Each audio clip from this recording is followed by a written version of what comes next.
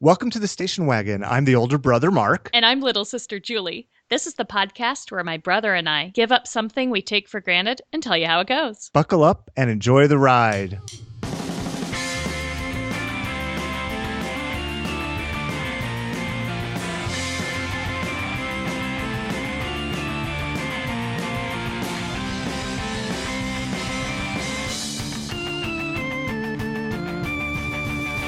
Hi, Julie. Hey, Mark, and hey, listeners.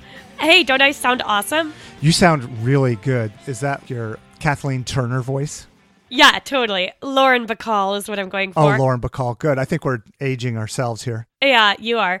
So everybody, forgive my raspiness. I got real sick.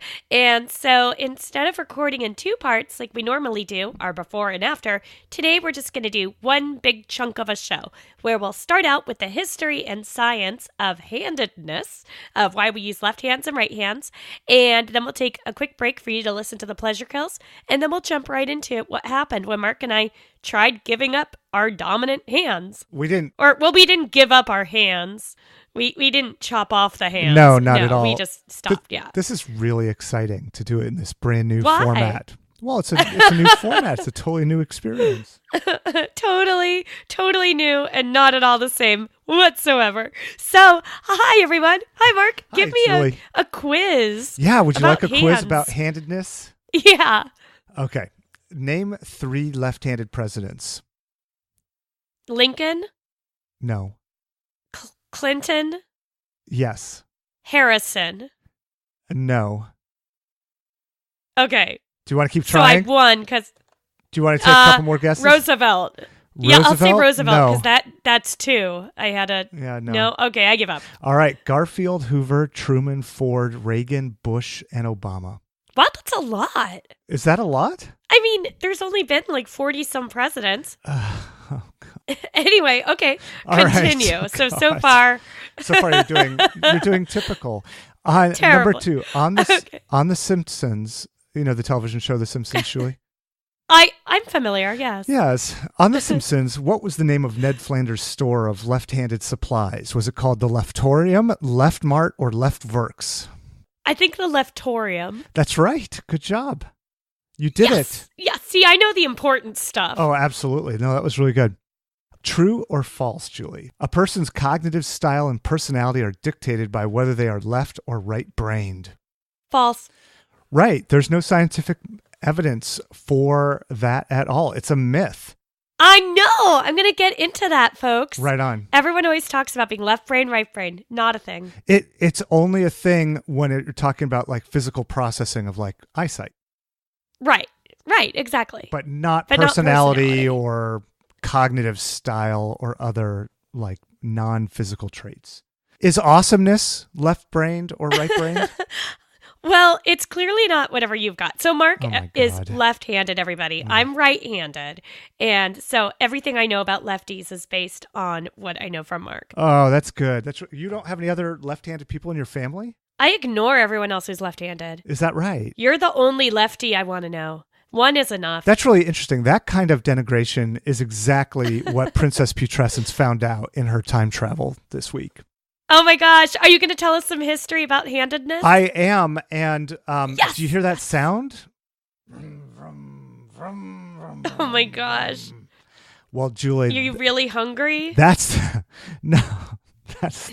Did you eat too many beans yesterday? No, I just had a bowl of Life cereal with some grape nuts and raisins in it. It was really good. Ew. Okay, cool. Well, that was the sound of Princess Putrescence starting up her time machine. Oh, and by the way, she named her time machine Ice 9. Ice 9, what's that a reference to? Aha, it is a reference. And Julie, would you give one of our listeners a present for the first person who writes in saying what it's a reference to? Yeah, absolutely I will. That's awesome. Cool. Yeah, it's a good reference. Ice 9. I want to Google it. Oh, man. Okay, someone write in real quick. Okay, so today she wants to find out why... Right now, no one's written in yet. Wait, they haven't? I'm on the Twitter. No one's... Not yet. Well, what about Instagram? Okay, well, maybe by the end of... Maybe if they started following Pebbles and her cats on Instagram, they would be able to. my gosh. Okay. Okay. So today, History. do you mind if I keep going with the story of Princess Putrescence here? I love it. Great. So today, the princess wants to find out why so many people are right-handed, because she's left-handed and loves it, Julie. And the first place she goes is the Stone Age, where she witnesses a bunch of people engaged in sun worship. And this isn't the kind of thing where you just lay around getting a tan. They're actually like, oh, really? they're just like worshiping the sun as a deity, right?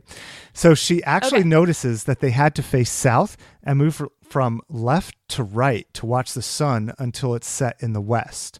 So you might have to like think about that for a second. But if you do, you'll see that, I can see that the sun is moving from left to right, and I got to follow it over to the right. So she came up with a very startling theory that this is the first time that people were beginning to favor right-handedness, because they had to actually move to the right to follow the sun. Okay, is this just like Mark Schechter's theory, or is this something you read? Just curious. This is something that I read. Oh, yes. Okay, all right. Oh, yes. Okay, thank you. Yes. Please continue. And Princess Putrescence witnessed it firsthand. So with this new insight, she skips forward in time thousands of years to Rome and the Vatican. And here, Julie, she witnesses Christianity and its strong use of the right hand as a sign of good. Do you know what I mean by that? Do you have anything come to mind? I can understand what those words mean, but from my Jewish frame of reference, I guess I'm picturing Jesus with like a hand out and like the love sign or something. And which hand is it? I'm guessing the right hand. Good job. Right. And actually in Christianity, the left hand is usually a sign of evil, or the left is. For example, it's the right hand that gives the blessings and makes the sign of the cross. That's probably what you're imagining Jesus doing. And in the New Testament, there's a parable about sheeps and goats, and the sheeps are on Christ's right-hand side, and the goats are on his left-hand side. Does the Bible use the word sheeps? The sheeps. That might be a Markism. Those on his, the sheeps that are on his right side inherit the kingdom of God, which sounds pretty good. Whoa, yeah. But those poor little goats on the left have to go into everlasting fire. What? I know, goats right? Are awesome. Just because they're on the left-hand side. Sweet. Oh, and also the devil is nearly always portrayed as left-handed. And goaty. Who? Oh, and goaty, right. Do you think that's why the little goats have to go to the everlasting fire? I don't know. I ain't no biblical scholar. Someone else is going to have to write it. We're on thin ice here. If you're a biblical scholar and you want to help us out, please write in and tell us what's what. And if you're a biblical scholar and you want to sponsor our show, we might consider it. Sponsored by the New Testament. Oh, my God. Okay. All right. Let me continue. Goats and May sheeps. Okay. So she thinks that if she jumps ahead in history to the 50s, she'll find a lot of left-handed people celebrated and being celebrated and generally having a really great time. But instead, what she makes her throw up in her mouth a little bit. She's walking past a classroom of fourth graders, and here's the teacher yelling at a student to use her right hand instead of her left. And that teacher calls her names like, get this, buck-fisted. Oh, Cowpod, buck-fisted. Scrammy-handed, and lowest of the low, squiffy. Wait, what? How do you spell that? Those poor kids. Squiffy Squiffy is spell that spelled, last one? Squiffy. Oh my gosh. Those poor children. Can you say them all again? They were hilarious. Yeah, buck-fisted, cowpod, scrammy-handed, and squiffy are the ones I wrote down, but there's a lot more out there if you just Googled that. Scrammy-handed. Scrammy-handed. Oh.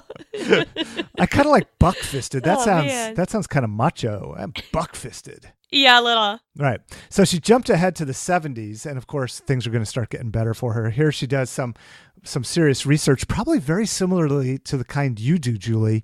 And she learns that although in much earlier times it was superstition that scared people into right-handedness, in the 50s and 60s, and even into the 70s, science and psychology were creating logic for why people should be right-handed. So science and psychology weren't helping us out of our logical traps. In fact, they were enforcing them. For example, the American psychoanalyst Abram Blau, is that going to come up for you? Nope. Said that left-handedness was due to perversity and the result of emotional negativism. And as adults, the left-handers become stubborn, rebellious, rigid, and for some reason obsessed with cleanliness. Which I can tell you left-handedly, not true. That is not true. Not one bit of Yeah, that. your hygiene is adequate at best. At best, right? Totally right. Princess Putrescence even found reports that teachers routinely inflicted corporal punishment and psychological pressures on left-handed students. Oh my God.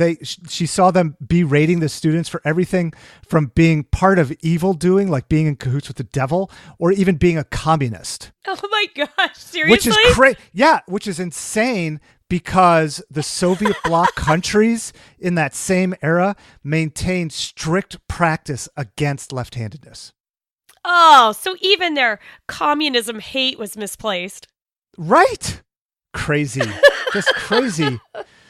So finally, she jumps ahead to 2017, and she sees finally that kids are not being forced to become right-handed.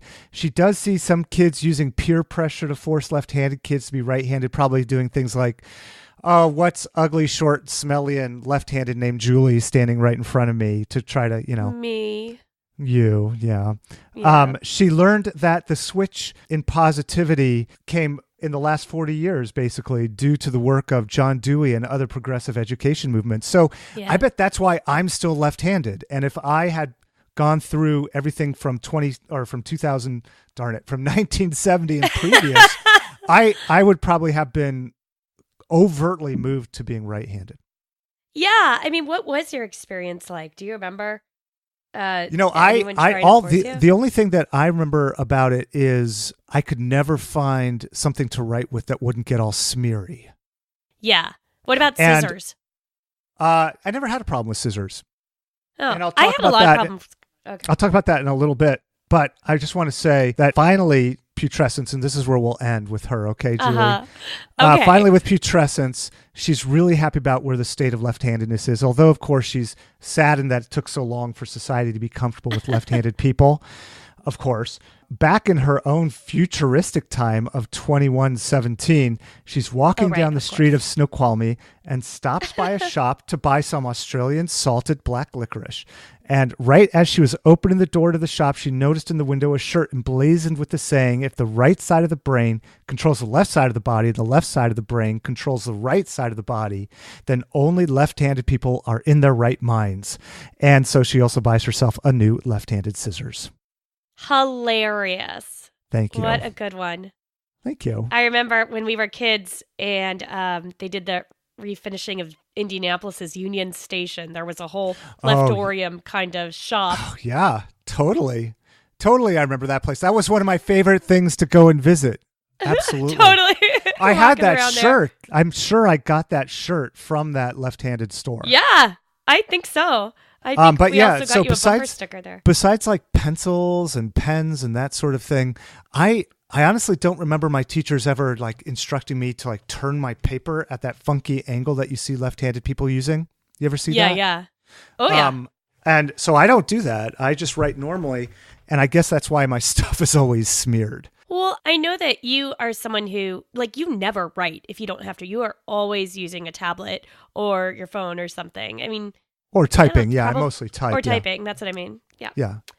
Okay. So is that what you meant? You meant that I would. You were word processing. You're all about word perfect. So all about word perfect. Sounds like. Hey, do you know in graduate school I taught a class on how to build web pages using word perfect? Oh my gosh! Now you're dating yourself. Right. It was awesome. Yeah. Okay. I once did a behavioral health intervention using PowerPoint for HIV medication adherence. Wait, what's wrong with using PowerPoint? I gave a PowerPoint presentation today. Okay, well, but all right. Anyway, we delivered it on CD-ROMs. Okay. Anyway, so it sounds like overall, though, your childhood was not marred by some of these horrific events. Like nobody called Princess me Squiffy Putrescence. ever. I wish I'd known about that one. What was it called? Clamor-handed? Let's see, buck-fisted, cow-pawed, and scrammy-handed. Scrammy. That is the best thing I've ever. I gotta write it down. Sorry, I gotta just take a break and write that down. Scrammy handed. Okay, so Mark, can I tell you some of the science that you've already hit on some of this? So the science section will be brief today. And you must preserve your little voice, Julie. Yes. Mark, before we get into the science, I would like you to take a piece of paper or word processing window or something like that and write down 3 nice things about yourself. Oh, okay. Hold on one second. Okay. I'm awesome. Good. I'm tall-ish. I was going to say that too. You're tall. Let's see. I'm a great dad. Yeah. How's that? 2 of those were 2 of the 3 I thought of for you. Okay. That's really good. sweet. My third was going to be, you don't smell too bad. Okay. Nice. Excellent. We're going to engage in a... Thanks. We're going to engage in a little positive psychology exercise. You know, one thing that can help improve moods for anybody is every day write 3 nice things about yourself and Really? just review them. And just that one little exercise can help improve your mood. What if you say the same 3 things over and over again? Yeah, you want to write down different 3 things, but it's okay if you Thanks can't for the come up tip. with new ones. You can use the same ones. It's no big deal. All right. It's otherwise you fail. No, just kidding. All right, so we'll come back to those. Okay. All right. So mostly what I want to do today is debunk some of what we think about left-handed versus right-handed. And you already touched on this, which is there's really no like left-handed versus right-handed personality. And the myth is that lefties are more creative and that right-handed people are, more analytical and mathy. And people who are left-handed are more artsy and just overall kind of cooler and hang loose groovy dudes. There's no evidence of that at all. So there is evidence of some other differences, though, and we don't really know why this is. It's possible that whatever malfunction is happening inside your brain to make you left-handed is causing some of this. Bastard. I'm just kidding. Also, for all of these things I'm about to report that are more common in lefties, these findings are statistically significant, but not clinically significant. So what that means for non-researchers out there is you can do a study with 1,000 people and find that left-handed people are slightly more likely to have some of these conditions or traits, but that doesn't mean that it's clinically relevant, that someone who's left-handed is definitely going to exhibit that. So it's like very, very slight relationships here. A lot of times when we read social science research, we kind of we look at the p-values if you've taken a couple statistics classes and think, oh, p is less than 0.05, that means it's statistically significant and important. Well, it could be statistically significant, like there's a greater than chance that something will happen, but that doesn't mean that it's actually like really relevant to life. And that's what I wanted to point out here. Statistically significant can mean that it's greater than chance, but nobody needs to really care about it necessarily. Exactly. Yeah, Okay. For sure. Yes. Okay. So people who are left-handed, there's evidence that all of these things, you tend to be a little bit more anxious, less coordinated, possibly due to differences in the basal ganglia. Okay, now wait, hold on one second. Hold on. So far, the first 2 things that you listed off, I would put check marks next to. Okay. And I'm wondering if I'm experiencing, we talked about this in one of our past episodes about getting your horoscope read to you. Yeah, totally. I forget what that's called, but I feel like that's what's going on here. Like if you had said these things about right-handed people, a right-handed person would have been like, oh yeah, check as well. Go ahead. Yeah. Well, some of them are like that, some are not. More irritable bowel syndrome, more seizures, more learning disabilities. Really? More seizures, more learning disabilities, yeah. Poorer cardiac function, more cerebral palsy, more autism spectrum disorder, and more psychosis. So again, these are all taken from different peer-reviewed papers that I read. They're all statistically significant, but not necessarily clinically relevant. Okay, so if you have a left-handed child, it doesn't mean that they're going to be psychotic and have seizures and irritable bowel syndrome. So you have a better than luck chance that you're going to have IBS if you're left-handed, but you shouldn't really care about it. Right, but stop caring. But don't get all anxiety written about those. Right, those odds. since you're already prone to anxiety. Exactly. Right. Lefties earn 10 to 12% less per year than right-handed. Oh, come on! Now, in my case, since I'm tall, you can Google this one. Tall people earn more. Yes, that's true. So Right. So maybe I balance out. Yeah. It's just kind of weird. It really doesn't make sense why all these Right. symptoms tend to happen. Again, science. I mean, these studies aren't like the world's end studies. I mean, these are peer-reviewed journal articles that I read, but still, it's not like, oh, you have left-handed syndrome. There's nothing like that out there. And now I would just like to take a quick note. Mark, can you please reread your pleasant things about yourself? Yes. Did you happen to hear that? I did happen to hear. That was very cute. Who was howling? Was it a dog or a daughter? What? No, that was Pebbles. Okay. And if you want to listen to more Pebbles howling, tune in to Pebbles and her cats on Instagram. My 3 things were I'm awesome, I'm tall, and I'm a great dad. Okay, good. Well, I just wanted to go back to that because those are the most important things. And, you can feel free to ignore my science section. I guess. Oh, man. So wait, you made... So you had me write down some positive things about myself because your science section is all about tearing down left-handed people? Yeah, exactly. I just wanted you to have a little booster. Man. I didn't want you to start crying in the middle of our podcast. Okay. It's all good. So, thanks, Julie. Basically, some people are left-handed, some people are right-handed. We don't really know why. There's probably something going on in the basal ganglia.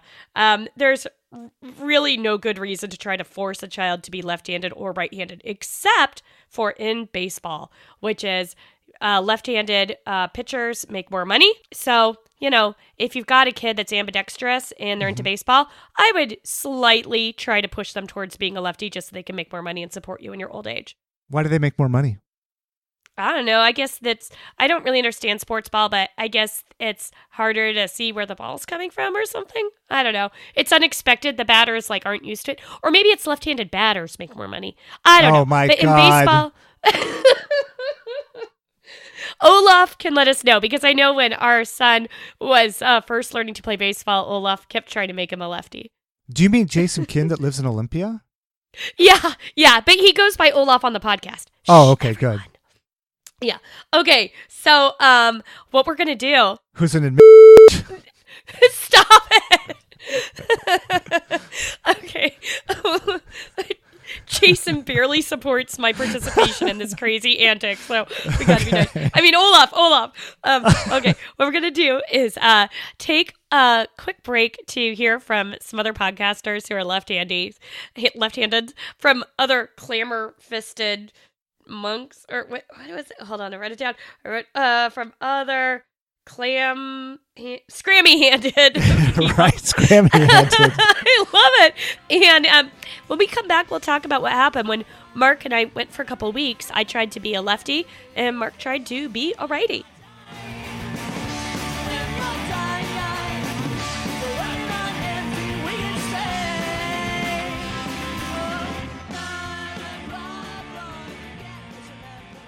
Hi, my name's Allison Carter. I'm the only one who's left-handed in my family, so that presented a few problems when I was trying to learn how to tie my shoes. My mother and my father couldn't teach me because they could only tie shoes right-handed, and it was a little difficult for them to do it backwards. So I ended up learning from my mom's best friend. I'm obviously forever thankful to her. But honestly, I really enjoy it. It's fun to be a little different. Oh, and shout out to my podcast, Not Your Little Lady. It's a podcast about women living in the South outside of socially accepted norms.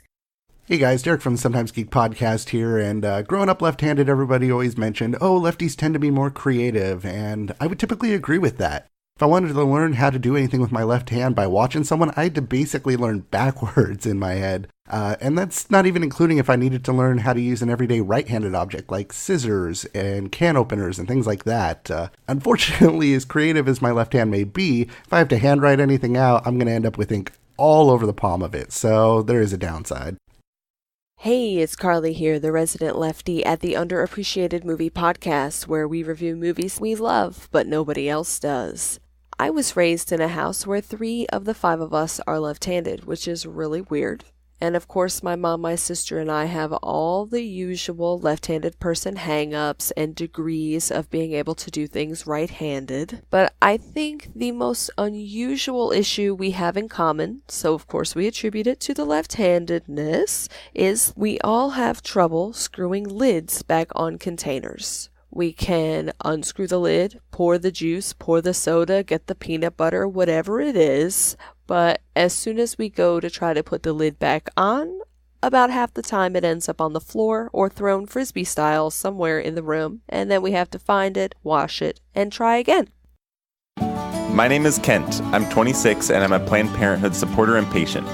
The first time I went to Planned Parenthood, I was pretty nervous. I wasn't even sure they provided services to men. Turns out they do. They offered STD testing, wellness exams, and information to keep me and my partner healthy. I've been a patient ever since. I love that I get expert care and I'm supporting an organization that matters to me. Show your support for Planned Parenthood by scheduling your next checkup at plannedparenthood.org. Welcome back. Mark, you, for the last couple of weeks, tried to no longer be scrammy-handed. You tried to be a normie. How did it go for you? Finally, at long last, being a normal person, not a lefty. Well, there was a class that I took once in corporate life where it started out with using your other hand to draw, I think, a star or something. And it was supposed to make you like literally think from a different perspective, whatever. Sounds fake. Yeah, it sounds pretty fake and stupid. But for this, I actually switched a bunch of things like throwing and catching a ball. And that was actually really cool because I take Pebbles to the dog park all the time and use a chuck it to throw the ball. And with my right hand, because I throw with my right hand. And so I was using my left hand to throw, and it was terrible. I couldn't, after a while I started to get better at it. But at first, for the first like week or so of doing this, I couldn't aim or get it into the right arc or do anything with it. At work, I switched the badge, just like little things that I didn't quite notice until after I started thinking about it. But like I always wore my badge on my right hand side for badging into the office. So you could grab it with your left. Well, so what I did is I moved it to the left, but then I found that all the machinery that you need to swipe through is all set up for use with the right hand. Oh. So that was really bogus. Holding a coffee cup, just moving that to my left hand, that was something weird, like just picking stuff up with my right hand. So the only thing that I really do with my left hand is right. Everything else I do right-handed. It's really strange. That's strange. Do you think it's because you live in a right-handed world that forces you to, use all your equipment on your right hand? Well, totally right. And that's probably why you try to act so cool all the time. That's why I try. Because I'm like, this is the one thing about me that's super normal. I'm a righty. That's right. Yeah, so frustrating thing was that walking through the badge kiosk, oh, this is really dumb. But there's a door you have to go through at work. That's the early morning door before security unlocks the facility. And it only opens, the handle for it, you pull and it opens to the right. The hinges are on the right. You can't use it with the left. So I'm always opening it with the right because I open doors with my right hand, but I wanted to open it with my left. And that's really cumbersome. You couldn't do it. So there's just 4 things that I tried to switch, but I just couldn't. So anything like writing notes or whiteboarding, because I do a lot of that kind of stuff at work, it was just impossible. I had to do it with speed and with some clarity because it wasn't just for me. And there was no way, unless I had several days of constant practice to do this with, that I could actually start whiteboarding. So that's where I kind of bailed. And then interesting also, your car sets you up to use different hands for different things, and you can't switch. I mean, you can't choose to use your right hand for turn signals or or for shifting the gear shift. I mean, you could reach over and do it with your left hand. So there were several things that I just couldn't switch, and of the things that I did try to switch, most of them I just felt were really annoying and stupid. Yeah. What about you? The thing I got Yeah, the thing I got stuck with was I couldn't tell these things that were difficult if it was because I didn't have the muscle memory built up Right. or because it was like a left-right hand difference. Like I kept wondering, okay, well, if I was a 6-year-old, doing this for the first time, would I be experiencing it in this way? Or is it because my hand just isn't made to do this? It's probably a combination of both. So for me, I had Like, do you have an example of one of those things? Yeah, I mean, like using scissors. Like using scissors were really hard for me to do left-handed. And I just couldn't tell if it was because I was using right-handed scissors, cutting. So the things that I kept noticing were the dangerous things. Like while I was cooking, I mean, I'm already like really clumsy in general. So I was very, very cautious while cutting vegetables and things like that. And, just really being deliberate and taking my time. But part of it's the muscle memory and part of it is just, using my other hand. So one thing that, and in terms of writing, I only spent one day trying to write with my left hand because I write constantly, like with a pen, not typing. And it was distracting to me, but also to others around me. Like one of my friends at work, Julie, is like, "What are you doing?" And I was shocked that she even could tell. And I was trying to write in like that weird way lefties do where, it gets all smudged and your hand looks like a little claw. I was trying all the different ways. Nothing really worked. I mean, I was able to write things down, but certainly not fast enough to actually take adequate notes. That's got to be muscle memory and just practice. Yeah, for sure. I think that's got to be both of it. Coloring in the lines. So my daughter really loves if we sit and color with her. That was hard, but that's all right. A lot of it was just annoying. Like makeup was hard. Hygiene was pretty hard. I don't want to get into too many details here, but I'll just say that I used more toilet paper than normal. God. And I'll just leave that there. Just to make Moving sure on. things were adequately. Okay, anyway, so some things were just dangerous, like cooking, drinking hot drinks was dangerous. Why? Like lifting, I'm already super clumsy. Lifting a mug of like hot coffee, that's dangerous. God. I was working on sewing a dress over the last couple of weeks, so that I didn't even bother trying to do, because I'm already one of those people who, when I'm sewing clothes, I make tons of mistakes and have to undo it constantly. So there was no way I was gonna do anything differently there because I didn't want to ruin my fabric. But the biggest thing for me is that my arms are imbalanced. So my arms are like Lenny and George from Of Mice and Men. So here's my problem. You mean, wait. One's really short and one's really, really long? Because wasn't that also their thing? Like one was super tall and one was kind of a little guy? Yeah, I have one that's super smart, but is a total weakling. That's Lenny, and that's my right arm. Okay. So like my right hand, like, I do sewing and crafts and stuff all the time. My right hand is great at fine motor skills, but it's not as strong as my left. My left arm is all big and strong, and my muscles are bigger, but it's a big doofus, and it could accidentally kill bunnies and stuff by accident because I don't know my own strength because I'm so strong. I think it's from carrying babies. I've always like carry a baby in my left hand and then do all the fine motor stuff in my right. And so my left arm is way stronger. And, I do a lot of weightlifting and weight training, and I always have to be really careful to exercise my right arm more than my left because my left is imbalanced. So like if I'm using a machine that's like a chest press where my left arm will take a disproportionate amount of the weight. So I have to use free weights more than machines, etc. And you blame that on your children. So like, do you hold that over their heads? I hold that over their heads, as well as the fact that with this cough, if I cough too hard, I urinate a little bit. Oh, God. So yes, all of this. Thank you, children, for... Too much information. Did you want me to continue on? No, I want you to move on. What? Oh, okay. So back to my Of Mice and Men arms. So I thought maybe this experience would balance me out a little, right? Because I would do like all the heavy lifting with my right arm and all the fine motor stuff with my left.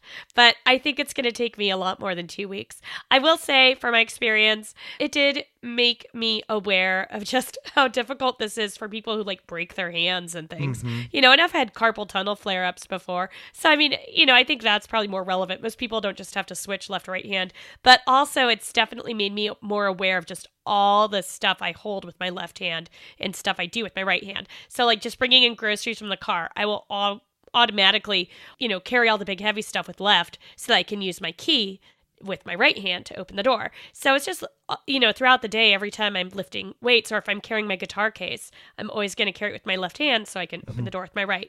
So just, I think making those little changes will probably help with my weird Lenny George arms. That's funny. The end. So that was awesome to hear about. I love the analogy of the Lenny and George arms. Would you recommend this to try for anybody? I don't know. I mean, I know you said you wanted to. Of all of our things that we've tried, this one doesn't have like a huge impact on human compassion and mindfulness. I think it was interesting, though. I would say try it for a couple of days. Maybe a couple of weeks is overkill, but it's important to be aware, especially maybe for us righties who don't realize how much we dominate the world. Important to try on somebody else's batting glove every once in a while. Yeah, exactly. For sure. Yeah, I'd say try it out if this interests you, especially if you experience the Lenny George arm syndrome, Absolutely. Which is a thing I'm going to coin. Yeah, what do you think, Mark? No, I think it's really stupid. And that you should... There's lots of better things to do with your time. There's lots of better things to do with your time. Absolutely. Unless you have to do it for some, medical reason, then right. I would just be happy with who you are and in your own skin. Fair enough. There are some other episodes we're going to be doing down the road that I think will have more value to humanity. One that we're going to be doing in a couple of months for our November episode is all about written correspondence. And to help us prepare for that, if you're interested in writing us a letter, we will write everybody back, because what we're going to try to do during that time is really try to stay in touch with people using writing. So we have a P.O. box now. If you go to wagonpod.com and just click on contact, you can see our address. Every single letter we get, we will write you back. So please feel free to send us letters. Also, we'll send you stickers and things too. So keep in touch with us. We're really looking forward to getting some mail and sending some out to everybody. That's going to be so awesome. So that one will be interesting for humanity. So what are we giving up there? I mean, I guess we're not necessarily giving up something. We're taking a closer look at how we communicate, and we're going to take a closer look at written correspondence and how we've of late been giving up written correspondence. We're going to try to bring it back a bit. Right, we're giving up fast correspondence. Okay, fair enough. Yeah, we're giving up fast correspondence. And our next challenge is going to stink for me, especially we're going to give up fried foods. Right. Possibly food cooked in oil. We haven't quite determined that. Oh, yeah. So weigh in on Twitter.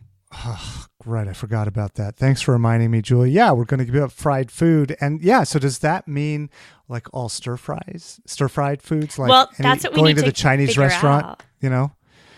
Yeah, I mean, I'm going to try giving up all food cooked in oil, dude. What? All food cooked in oil? So do you consider like spray on Pam oil? I do consider that oil because it's oil. So it is? Okay, good. I thought it was like an oil-related product. So, but like you won't eat fried eggs? Well, we'll get back. Okay, stay tuned for our next episode to find out. Will Julie eat fried eggs? I know. That's pretty gripping. Hands up. Who wants a boiled egg? Okay, so go to WagonPod. Go to wagonpod.com, click on contact us for our address and stuff, and to also hear old episodes and things. And you can subscribe and rate us on iTunes and anywhere else you get podcasts. Do we have any new ratings from iTunes? We do. We got this really nice one from FD Podcast 69. It says, first, I love that it's a brother and sister podcast. That's so sweet, really. Second, the concept is great. Living your podcast shows the passion you have for I cut it off by accident. I listened to Giving Up 3 Meals a Day episode. Really entertaining. Anyway, thank you so much, FD Podcast 69. We love getting nice words. I'm really sorry Julie screwed up reading your quote. You can also connect with us on Facebook and Twitter at WagonPod. And you can email us your suggestions and thoughts at wagonpodcast@gmail.com. And thanks to the Pleasure Kills for letting us use their music. Thank you so much for listening to our show, sharing with your friends. If you can't get enough of us, you can listen to me on my Scooby-Doo podcast called Meddling Kids. It's pretty funny. And if you want to see more of Pebbles, follow her at Pebbles and Her Cats on Instagram. Thanks so much to our spouses and our children for putting up with us. We love you guys. We do love you. Oh, Pebbles, we're looking for sponsors. Yeah, Pebbles. Pebbles. Okay. Take care, everyone. Bye. I'm going to go eat a whole bunch of Doritos because it's my last chance, and I love those things. Okay. Those, Bye, Julie. Those triangles give me life.